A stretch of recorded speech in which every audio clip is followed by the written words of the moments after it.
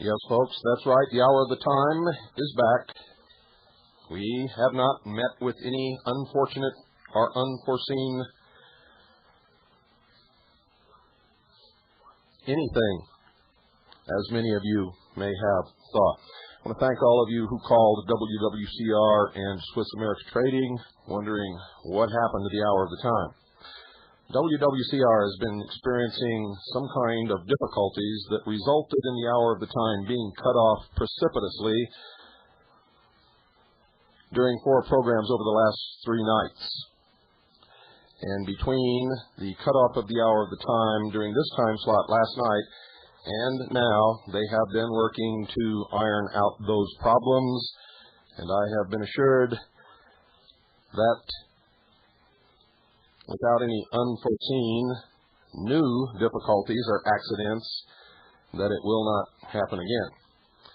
So we are here to continue where we left off before we were so unexpectedly terminated in the middle of the broadcast last night.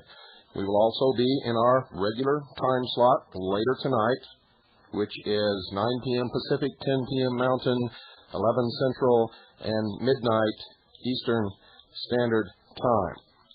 The hour of the time will be heard at this earlier time slot until further notice. And it's going to depend upon the reaction of the listening audience as to whether we maintain this time slot and our later time slot, or whether we give this one up and go back to our regular 1 hour a night programming. So if you want this program, the hour of the time, to continue in this early time slot, 5 p.m. Pacific, 6 Mountain, 7 Central, and 8 Eastern Standard Time, you need to call Swiss America Trading and let them know, ladies and gentlemen. Airtime costs an awful lot of money. None of the money from Swiss America Trading goes into my pockets, or anyone's pockets here, or anyone connected with CAGI. They pay only for the airtime. They believe in the message of this program. They believe in what we are trying to do, and that is wake the sheeple, empower the people, and save freedom for not just this country, but for the world. If you believe that this is an important message, then you need to talk to our sponsor.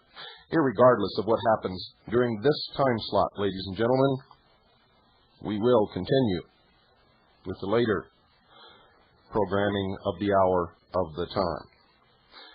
We will be in this time slot for at least another week, maybe longer. How many of you have seen USA Today, today's issue, December the 29th? If you have not, go out and purchase a copy of USA Today, the issue for today, December the 29th. Now, if you've been listening to the hour of the time for any appreciable length of time, you know that I said during this program that 1994 will be the year that they take the guns away from the American people. And once again, it looks like I'm going to be correct. I hate being so right all the time, folks, because it does not bode well for us. Believe me. Don't go away.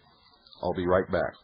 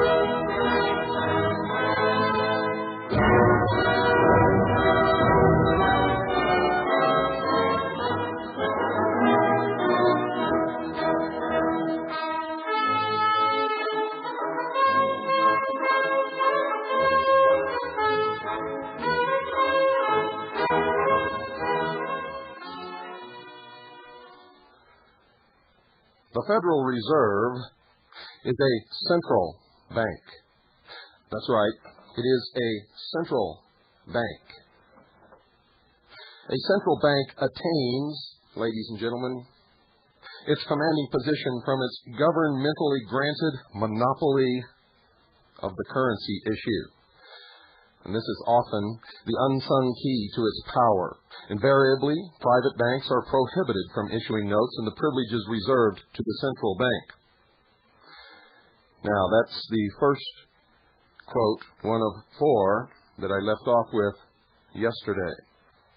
And we're going to continue from that point. We talked about the Federal Reserve being made up of 12 centrally located Federal Reserve banks in the 12 Federal Reserve regions of the United States. You learned that the Federal Reserve is a private corporation. It is not owned by the federal government. We talked about a court case where the court revealed the fact that, and I will quote the court's own words, quote, "We conclude that the Federal Reserve banks are not federal instrumentalities for purposes of the FTCA or Federal Tort Claims Act, but are independent, privately owned, and locally controlled corporations," unquote. Among the findings of the court are the banks can sue and be sued in its own name, and each carries its own liability insurance. Each bank is statutorily empowered to conduct activities without day-to-day direction from the federal government. Unlike federal agencies, each bank may hire and fire at will. Bank employees do not participate in the civil service retirement system. The banks receive no appropriated funds from the Congress. The banks pay local property taxes and postage. Federal government agencies don't, and that's one of the tip-offs to the criminal, illegal, and privately owned Federal Reserve System and its collection arm, the Internal Revenue Service. You see, if you receive a letter from the Internal Revenue Service, it will have postage on it, either in the form of regular postage stamps or metered postage. Federal government agencies don't. Mr. Lewis had sued the wrong institution. Imagine the zero contingency fee look on his lawyer's face as they discovered that suing the federal government would not get them one single penny from the Federal Reserve. Incredible, you say? Well, simply call directory assistance in any of its 12 district cities, which are Boston, New York, Philadelphia, Cleveland, Richmond, Atlanta, Chicago, St. Louis, Minneapolis, Kansas City, Dallas, and San Francisco, and ask if the Federal Reserve is listed under government or business. I have here in front of me the 1991 Minneapolis phone book listing, and the Federal Reserve, is listed under business just after Federal Express, which, by the way, for those of you who are really deep asleep, who are so covered with wool that you can't even reach out and touch anything, the Federal Express is not an agency of the United States government either. Even federal officials admit that, quote, "the federal government has not a dollar's worth of stock in the Federal Reserve System." That statement came from W.P.G. Harding, who was the governor of the Federal Reserve Board, and he made that statement in 1921. In a Computer World job advertisement, the Federal Reserve Bank of San Francisco pointed out, quote, "some people still think we're a branch of government. We're not. We're the bank's bank." The importance of the Fed being privately owned is this. Congress had no authority to grant a private consortium of banks the monopoly privilege to create out of thin air the nation's currency. You understand that, sheeple? Congress had no authority to grant a private consortium of banks the monopoly privilege to create out of thin air the nation's currency. First of all, Congress was never authorized by the Constitution to issue currency, only to mint constitutional gold or silver money into coin form. And second, Congress is not permitted to delegate any of its authority, especially authority it never had to begin with. That is crucial to the concept of balance of power. Andrew Jackson said this as he vetoed the Bank Bill of 1836, quote, "If Congress has the right, which it does not, to issue paper money, it was given to them to be used by themselves and not to be delegated to individuals or corporations," unquote. And of course, when he said to issue paper money, he meant currency. Even if the Congress was empowered to issue currency, which is a money substitute, and delegate its authority, it could not delegate such to private corporations. If it could, then what's to prevent Congress from hiring private security firms to act as our armies and navies? Stretching this even further, what's to stop congressmen from hiring people to serve in their place? Have you ever thought of that? I mean, you could elect Bob Dole, but he could turn around, if this was all true, and just pay somebody else to go sit in his seat. If Congress had such authority, which it does not. But we wouldn't have to worry about that, would we? Their own lust for power would prevent that from ever happening, wouldn't it?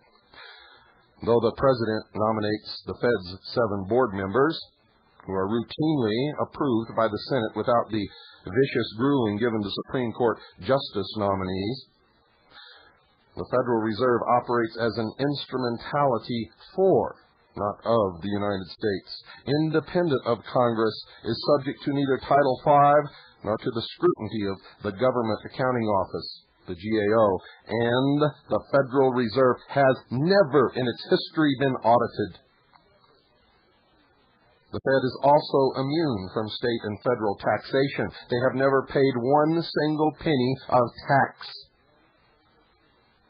at all, ever. And you're not allowed to sue them.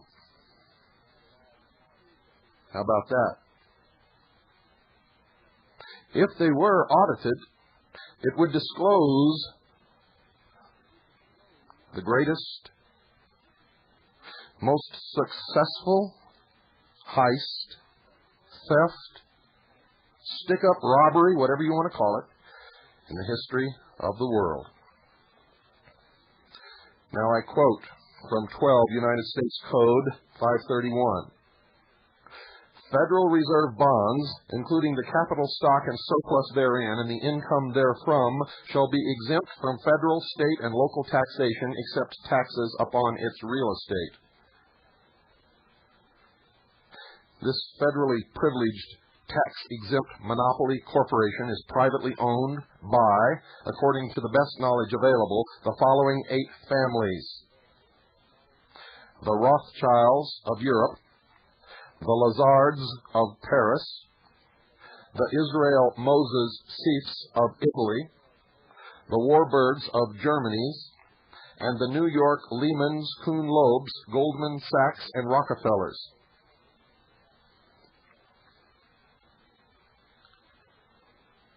Now let's talk about how they create currency, literally out of thin air.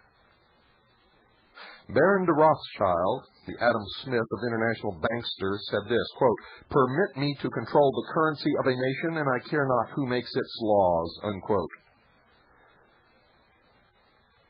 And in putting it simply, printed by the Boston Federal Reserve Bank, it says, quote, "When you or I write a check, there must be sufficient funds in our account to cover that check.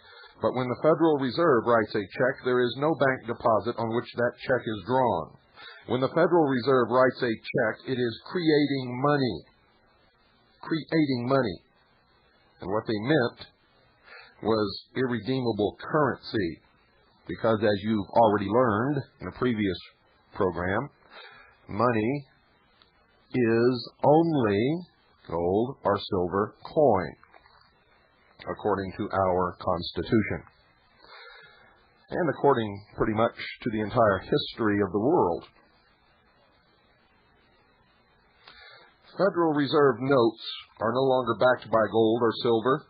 We'll talk about that later. They're created out of thin air and backed solely by the ignorant cooperation of American sheeple. You see, none of this could ever happen if it were not for the stupid, apathetic, ignorant sheeple. The great herds. The great herds. And here's how the whole scam works, ladies and gentlemen. Let's say the Fed wishes to inject 500 million new Federal Reserve notes into the money supply, and I use money loosely. The Fed calls up the Bureau of Engraving and Printing and says, hey, we'd like you guys to print up 500 million Federal Reserve notes. The Bureau of Engraving and Printing manufactures these bills for a mere 1.5 cents apiece, regardless of the bill's denomination, and sells them to the Fed at cost, 1.5 cents apiece. Therefore, the 500 million Federal Reserve notes would cost the Fed a mere 75,000 Federal Reserve notes. Let's see you buy currency for 1.5 cents per $100. Without gold or silver backing, these 500 million Federal Reserve notes are intrinsically worthless. They are counterfeit fiat.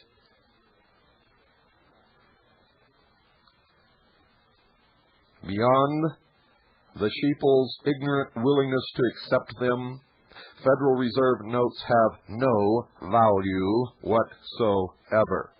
You cannot even use them as scrap paper, for they're covered with ink. The Federal Reserve is, unlike other corporations, without a true product. It creates nothing of intrinsic value, like cars or appliances, so it has nothing to sell. In fact, it creates nothing at all. It is, in fact, an act of magic. Magic. The banksters are lazy and greedy and have no intention of actually working for a living. And with these new Federal Reserve notes, the Federal Reserve simply purchases 500 million Federal Reserve notes worth of interest-bearing Treasury securities, which are backed by nothing more than the guaranteed future taxation of Americans. So abracadabra, presto magico, just like that, right out of thin air, $500 million in Federal Reserve notes are created and backed by the future taxation of Americans, for they use those Federal Reserve notes to purchase Treasury bonds. Interest-bearing, ladies and gentlemen, which means we not only have to pay back the original 500 Federal Reserve notes, which never existed in the first place, but we must pay interest on those notes. And that's why we keep getting poorer and poorer, and that's why they must continually run the presses to print more and buy more Treasury bonds, which then the federal government issues in the form of credit. In other words, they just write checks on non-existent money.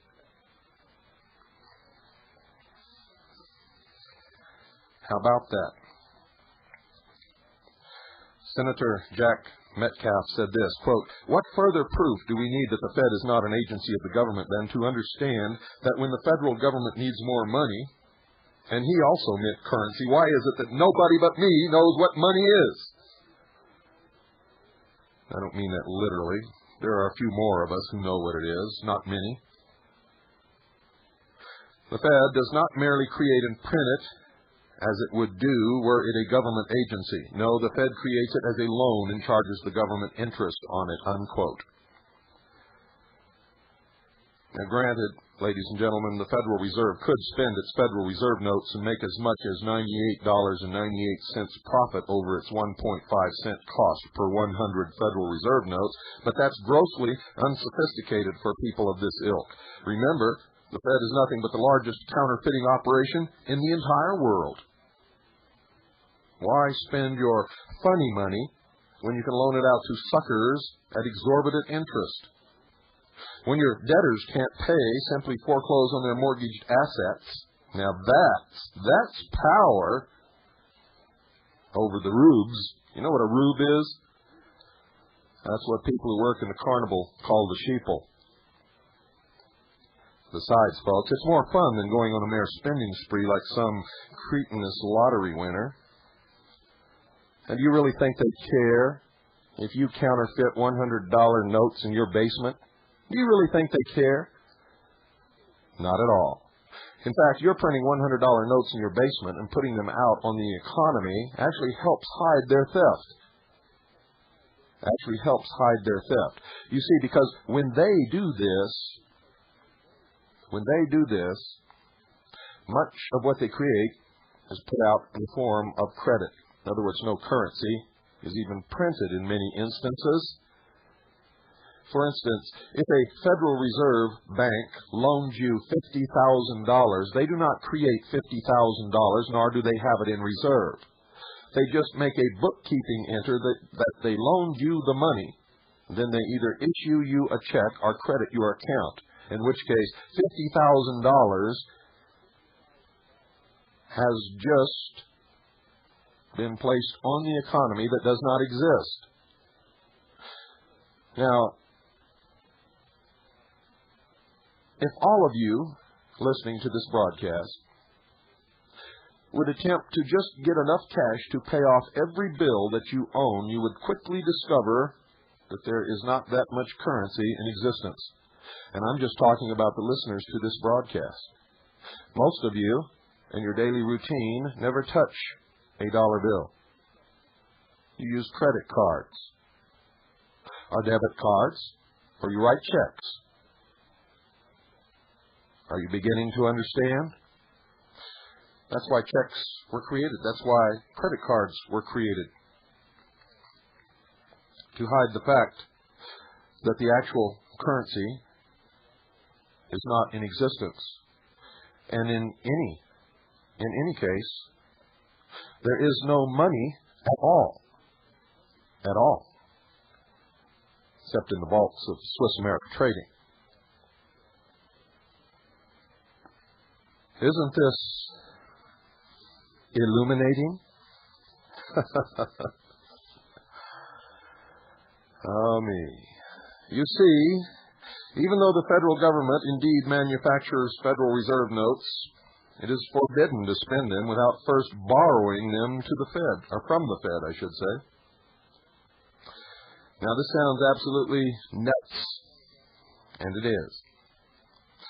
You see, why would the government print currency for 1.5 cents per bill, sell it to the Fed for 1.5 cents, and then borrow it back at face value for up to $100 plus interest? Simply because the 1913 Congress sold out your family's future to the international banksters, and today's Congress keeps quiet about it. That's right. That makes them co-conspirators. They are complicit in this deal. Besides, Congress doesn't pay all this interest to the Fed. You pay it. You pay it. And that is the purpose of the Internal Revenue Service, is to make sure that you pay it.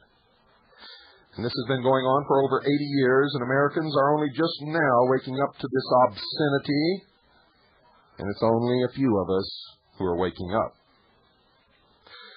If the federal government controlled the central bank, like other nations, it wouldn't have to borrow currency.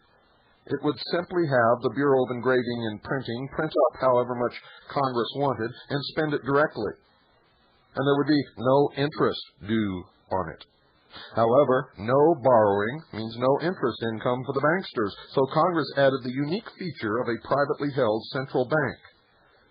No other central bank in the world is owned and operated as a private business like the Federal Reserve System that I am aware of. And I tack that onto the end because I've studied our system to the ultimate. I don't much care what people are doing in their other countries, except how it affects us. You see, I believe that everybody should have their own system, whatever they want, whatever they like. Unfortunately, the rest of the world better wake up to what's going on, because if the United States of America loses its freedom, and it is quickly happening, and if propaganda ploys like that contained in USA Today for December the 29th of this day's issue succeeds, Americans will not only lose their freedoms, but will quickly become slaves. 1994, the year that I predicted the guns will be taken away from the American people. USA Today confirms that. Have you ever seen an entire newspaper devoted to one subject, every page? Well, you're in for a surprise. If you have not picked up USA Today, do it. Do it now. Anyway, let's get back to fleecing the masses. You ever wonder why they call it fleecing? Fleecing, you sheeple? Back to the mechanics of the scam. Fleecing the sheeple. Since the government can't directly spend Treasury securities, T-bills, notes, bonds, though from now on, I'll just call them T-bills, it wants spendable Federal Reserve notes instead. That's why government borrows Federal Reserve notes using T-bills as collateral, because the government can spend the borrowed Federal Reserve notes because the sheeple are stupid enough to accept them. The Fed swapped Federal Reserve notes for T-bills, which make guaranteed interest. The Fed can't reap interest on its paper, the Federal Reserve notes, any more than the government can spend its paper, T-bills. That's why they swap them. You see, one dirty little filthy hand just washes the other. So why doesn't the government simply sell its T-bills directly? Because, folks, investors in general no longer have any confidence in them. There's no demand for them. It's the Federal Reserve which purchases Treasury securities as the government's middleman, and then issue Federal Reserve notes based on that public debt. You see, this clever process forces all of us to indirectly lend to the government. In fact, the Fed, by law, has first dibs on all newly offered T-bills. What the Fed doesn't buy, it sells through the Federal Open Market Committee, or FOMC, to its bankster cronies who own the only 12 firms licensed to buy through the FOMC, also called the primary market. Common Americans who have no direct interest in the Fed scam own less than a fourth of all Treasury securities existent. Interesting? It better be. It had better be, dear sheeple.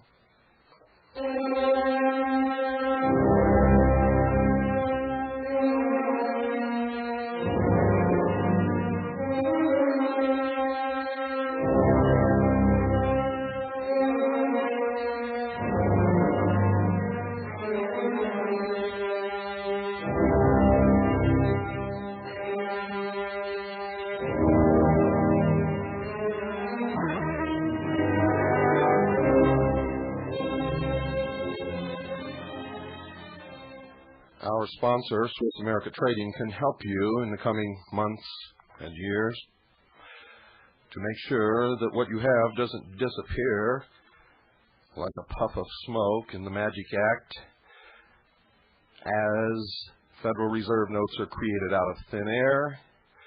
Your assets disappear into thin air, except for those assets that throughout the history of the world have proven to hold their value no matter what happens.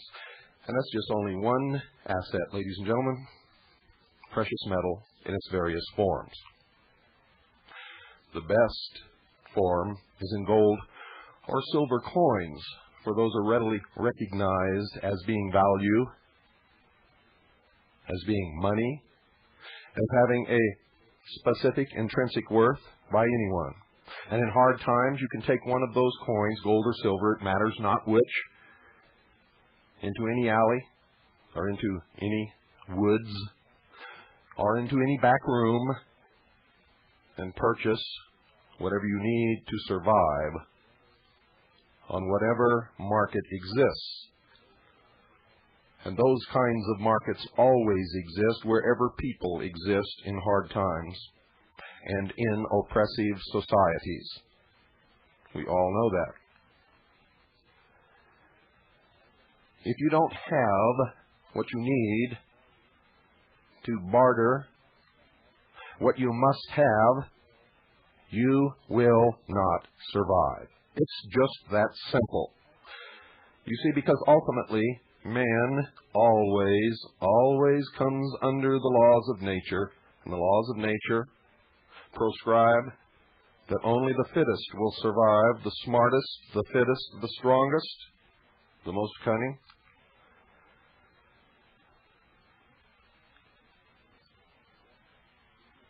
What do you have that you could use in this market were you to have to patronize such a market, the black market? How would you feed your family? How would you shelter them? How would you bribe your way out of a prison camp?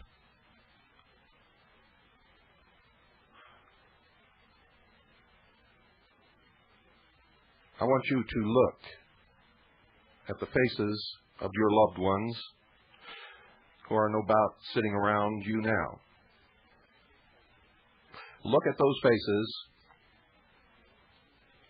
and I want you now to determine whether you can honestly tell them that you have protected them against an economic collapse, against what we all know is coming. And once you've had a glance at USA Today, and if you understand the statistics, you know that taking the guns away from the American people has not one single thing to do with crime. Crime is the excuse.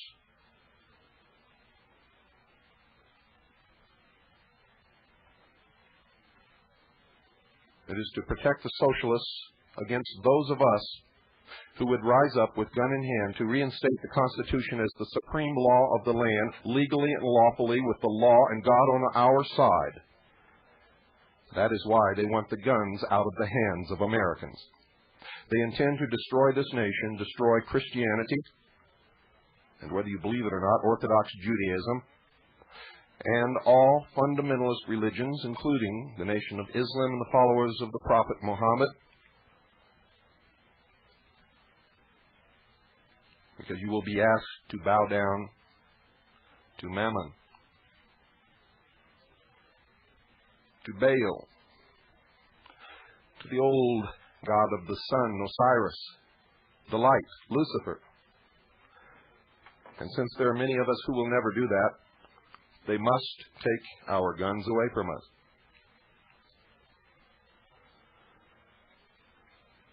You doubt it? Open your eyes. Move the wool away from your eyes and look at the real world. And then call Swiss America Trading, 1-800-289-2646. That's 1-800-289-2646. They're good people there. They're honest people. They will treat you right.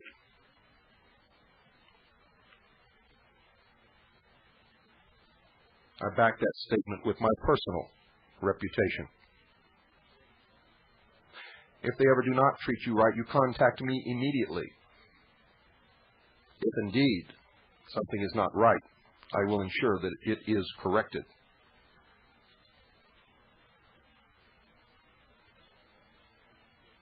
Call now, 1-800-289-2646. 1-800-289-2646. Do it now. Do it now, dear sheeple. You'll be glad. that you did.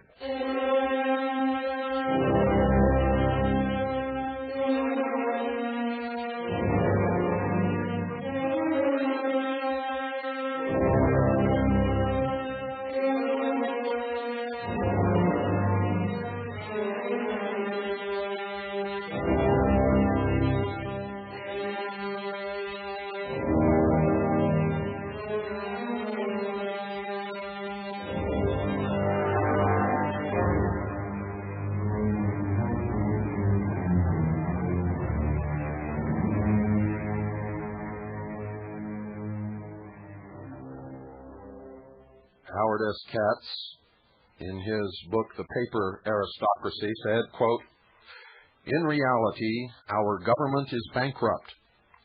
The people do not have enough confidence in the government to lend it money. Were it not for the Federal Reserve, the government could not borrow enough to meet the huge deficits it runs. But the important thing to understand is that every time the Federal Reserve creates irredeemable Federal Reserve notes to lend to the government, those irredeemable Federal Reserve notes find their way into the banking system." Unquote. Money Facts from the House Banking and Currency Committee, 1964, page 9, makes this statement, quote, "Every circulating one Federal Reserve note represents a $1 debt to the Federal Reserve System. The Federal Reserve banks create Federal Reserve notes out of thin air to buy government bonds from the United States Treasury, lending Federal Reserve notes into circulation at interest by bookkeeping entries of checkbook credit to the United States Treasury. The Treasury writes up an interest-bearing bond for $1 billion. The Federal Reserve gives the Treasury a $1 billion credit for the bond and has created out of nothing a $1 billion debt, which the American people are obligated to pay with interest."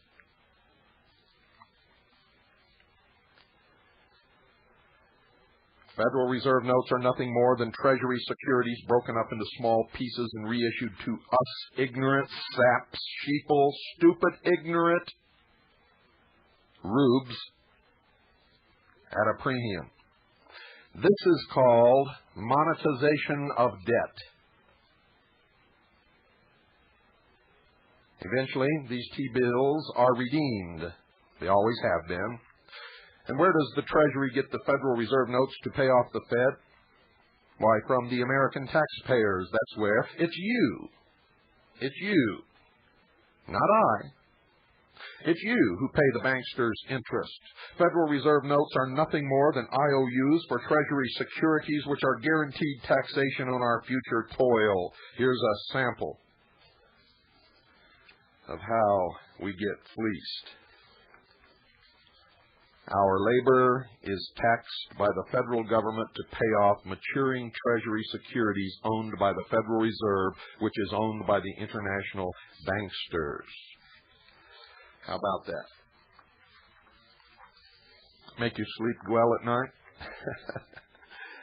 And you ignoramuses dare to stand up when I'm talking about saving the Constitution and the Bill of Rights and abolishing the Federal Reserve and making this country right. And the first thing out of your mouth is, how can you protect your assets? Well, screw your assets. You're going to lose your ass. And that's the truth. You want to protect what you have? Call our sponsor. If you want to make sure that you can keep what you have, you better get with me and get on target. Concentrate on your ass and forget about your assets. The American taxpayer, there's one born every minute. In The Income Tax, Root of All Evil by Frank Chodorov, it says, quote, "Government borrows on its ability to tax because taxes are its only source of revenue, the only security it has to offer the lender." You really think taxes aren't going to go up? They have no choice but to go up. They will go up and up and up and up. Because in this system, they can never go down.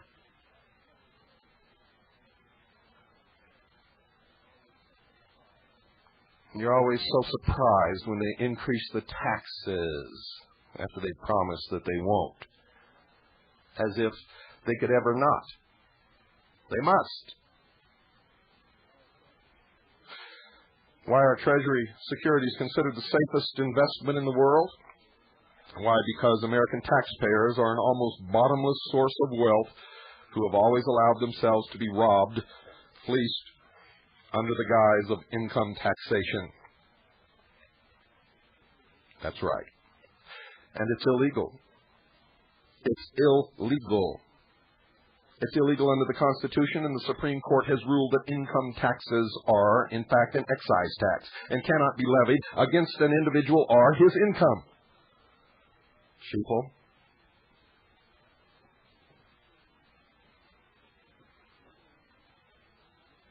You see, the American sheeple can always be counted on as suckers. It's really that simple. Are you beginning to get the picture? Income taxation is Robin Hood in reverse, robbing the poor and the middle class to pay the bankster elite.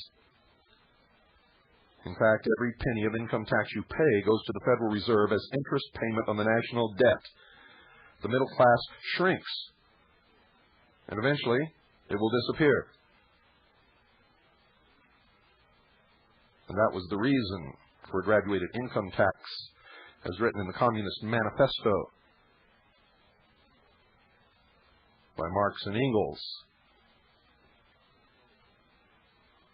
If you never heard of them, you'd better learn something about them very quickly. Because in this country, already, we have almost fulfilled every plank of the Communist Manifesto, and it will not be long until we will be owned under a one-world, totalitarian, socialist state, chained to a computer in a system of ever-increasing, never-ending debt, in a cashless society, so that the slavery can never be thrown off, and the theft and the crime can never be discovered. That's the reason they must move us into a cashless society, because as long as cash exists, the crime can eventually be discovered, even by the most stupid of the sheeple.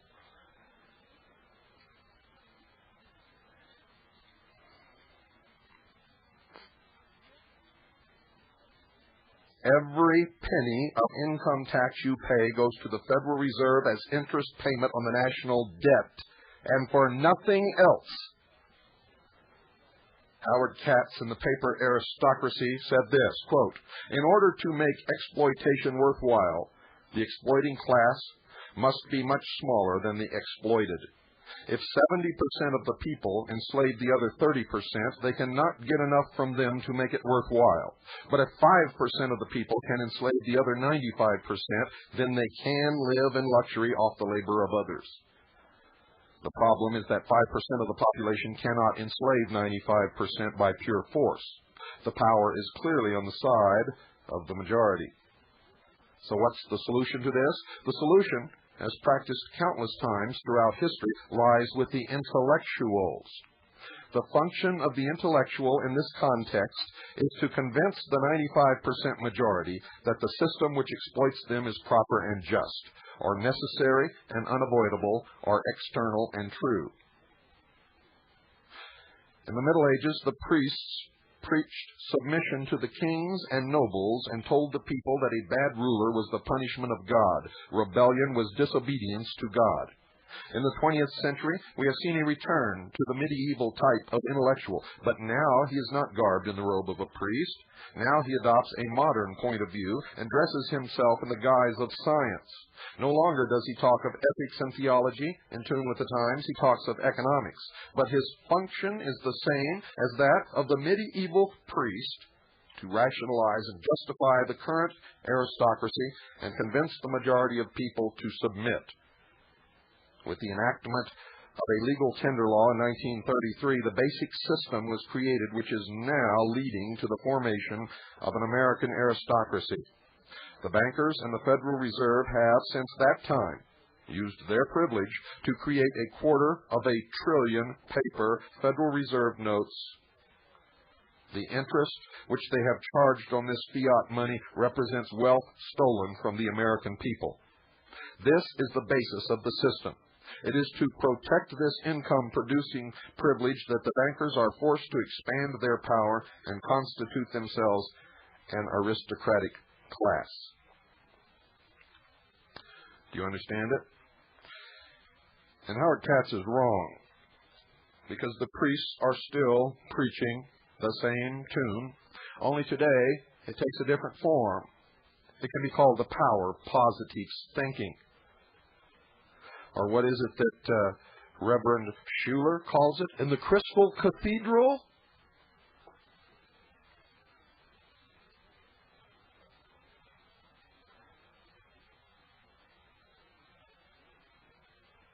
What does he call it, folks? In other words, it's like in the New Age community. You must never identify a problem, for that's negativity, and negativity breeds negativity. You must think positively, and no matter how bad things seem, you must find something good about it. Isn't that what you're being taught? Isn't that what you're being told?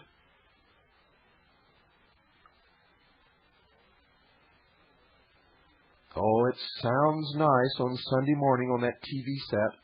Or if you're actually sitting in that big crystal monstrosity, that Christ would be the first to begin to rip apart. It all sounds so nice, but where is it taking you? Where is it taking you? Did you know, ladies and gentlemen, one of President Johnson's first executive orders after taking office was to rescind the issuance of $4.5 billion in additional United States note currency? Now, United States note is not a Federal Reserve note and requires no interest be paid upon it. These notes in $2, $5, and $100 denominations were not Federal Reserve notes. Printed from 1862 to 1966, United States notes were not based upon public debt. United States notes were interest-free.